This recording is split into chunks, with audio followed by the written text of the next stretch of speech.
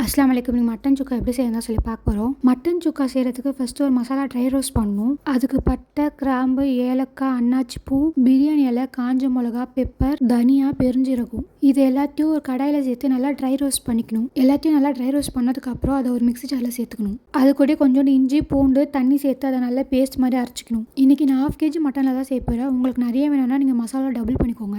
ஸ்டவ்வில் குக்கர் வச்சதுக்கப்புறம் குக்கரில் மட்டன் சேர்த்துக்கலாம். மட்டன் கூட நம்ம அரைச்ச மசாலா 1/4 டீஸ்பூன் மஞ்சள் தூள், ஜாரில் கொஞ்சம் தண்ணி ஊற்றி நல்லா மிக்ஸ் பண்ணி விட்டுட்டு அந்த தண்ணியை கறி கூட சேர்த்துக்கலாம். கறி வேவ தேவையான அளவு தண்ணி சேர்த்து கறிக்கு தேவையான அளவு உப்பு சேர்த்து மிக்ஸ் பண்ணி விட்டுட்டு குக்கர் மூடி விசில் போட்டு ஒரு 8 விசில் வச்சு எடுத்துக்கிறேன். உங்களுக்கு எத்தனை விசில் வச்சா கறி வேகுமோ அத்தனை விசில் வச்சுக்கோங்க. குக்கரில் ப்ரெஷர் போனதுக்கப்புறம் ஒரு கடாயில் 3 டேபிள் ஸ்பூன் எண்ணெய் ஊற்றி எண்ணெயும் நல்லா ஹீட் ஆனதுக்கப்புறம் நம்ம வேக வச்ச கறியை சேர்த்துக்கலாம். கறியில் இருக்க தண்ணிலாம் நல்லா ட்ரை ஆனதுக்கப்புறம் கருவேப்பிலை சேர்த்து நல்லா மிக்ஸ் பண்ணி விட்டா மட்டன் சுக்கா ரெடி. இதே மாதிரி நீங்களும் ட்ரை பண்ணி பாருங்கள். என்னோட வீடியோ பிடிச்சா லைக் பண்ணுங்கள், ஷேர் பண்ணுங்கள், சப்ஸ்கிரைப் பண்ணுங்கள். அஸ்ஸலாமு அலைக்கும்.